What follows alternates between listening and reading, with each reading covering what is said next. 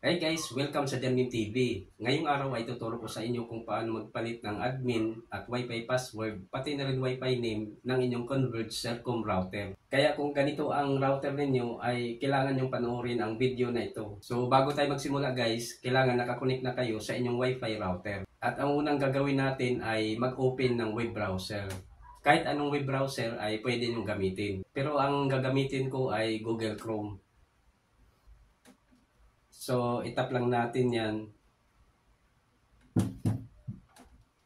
At dito sa address bar, itype natin yung IP address ng router. Itong 192.168.1.1.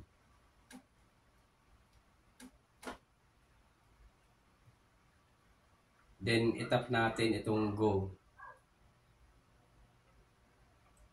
Then, itap lang natin itong login. Ayan guys, ito na yung login interface ng Converge Celcom router. At yung kanyang default username at password ay makikita sa likod ng router.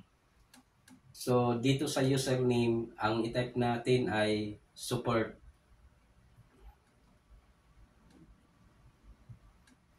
At sa password naman ay is COM36502446D. Then, itap natin itong login. Ayan guys, ito na yung dashboard ng router. At para mapalitan natin yung kanyang Wi-Fi password, pati na rin yung kanyang Wi-Fi name, ay itap lang natin itong WLAN. Then, unahin natin itong 5G Wi-Fi network. So, dito sa kanyang SSID, kayo na ang bahala kung ano ang gusto nyong ipalit na Wi-Fi name. Halimbawa, ang ipalit ko ay Janmim 5G.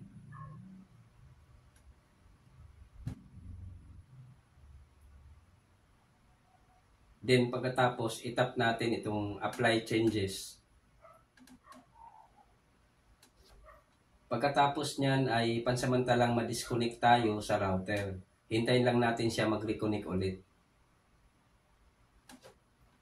Ayan, connected na tayo. Next naman ay papalitan natin yung kanyang Wi-Fi password. So, itap lang natin itong security.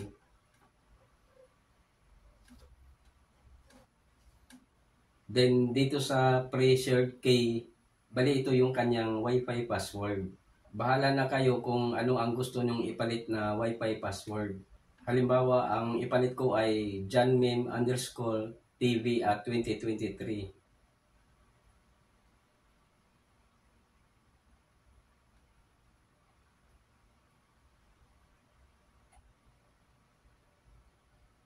Then, itap natin itong apply changes. Pagkatapos niyan ay madi-disconnect ulit tayo sa router. Hintayin lang natin siya mag-reconnect. Ayan, connected na tayo. Next naman ay itong 2.4G Wi-Fi network. Itap lang natin yan.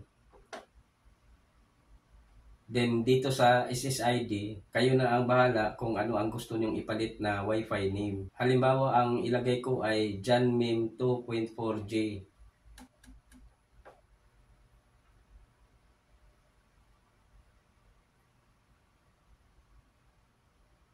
Then, itap natin itong apply changes. Pagkatapos niyan ay madi-disconnect ulit tayo sa router dahil napalitan na yung Wi-Fi name na 2.4G Wi-Fi network na kung saan ay nakakonect tayo. Kaya kailangan nating mag-reconnect sa Wi-Fi router. So, itap lang natin yan. Then, itype natin yung kanyang Wi-Fi password.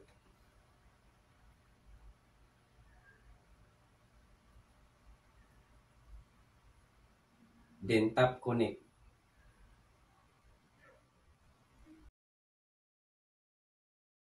Ayan, connected na tayo. At dahil sa 2.4G Wi-Fi network tayo connected, kusa tayong na-log out kasabay nung pagka-disconnect natin sa router. Kaya kailangan nating mag-login ulit. So, dito, i-type natin support.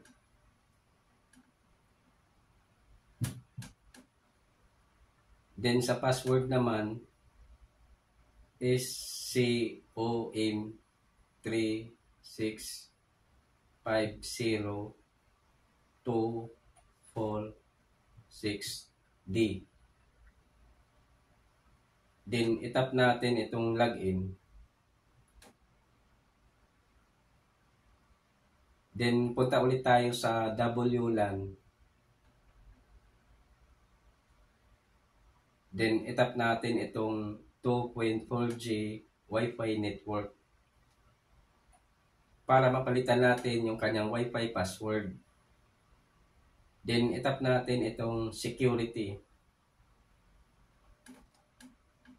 Then dito sa pressure key, bali ito yung kanyang Wi-Fi password. Kayo na rin ang bahala kung ano ang gusto nyong ipalit ng Wi-Fi password. Halimbawa, ang ipalit ko ay johnmeme_tv at 2023.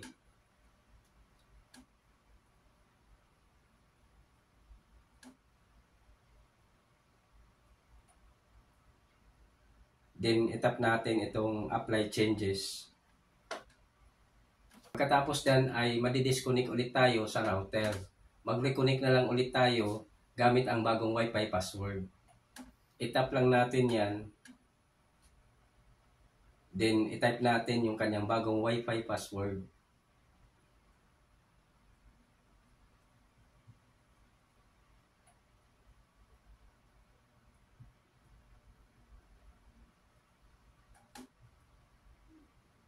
Then tap connect.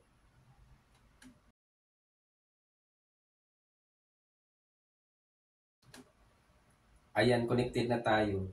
Next naman ay papalitan natin yung kanyang login password. Dahil pwede kasi itong ma-access ng ibang tao at malalaman yung ating Wi-Fi password. Itap lang natin itong admin. Then itap natin itong password. Then dito sa old password, itype lang natin yung kanyang lumang password.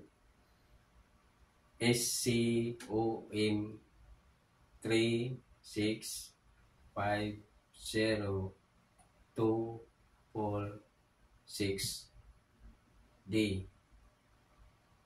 Then dito naman sa new password, bahala na kayo kung ano ang gusto nyong ipalit na login password. Halimbawa, ang ipalit ko ay johnmeme_tv at 2023.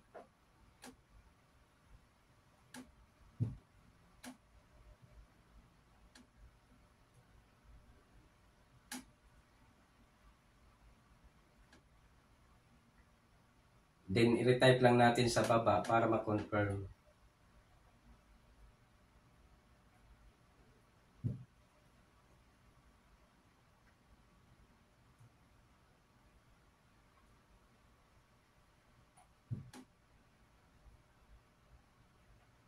Then itap natin itong apply changes.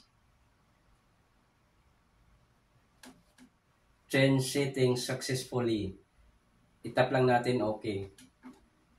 Then itap natin itong commit/reboot. Then tap commit and reboot.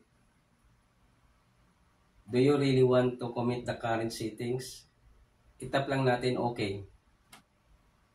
So ayan guys, ganyan lang ang magpalit ng login at Wi-Fi password, pati na rin Wi-Fi name ng inyong Converge Sercom router. Kailangan lang masundan yung video para maiwasan nating magkamali. Hanggang dito na lang muna.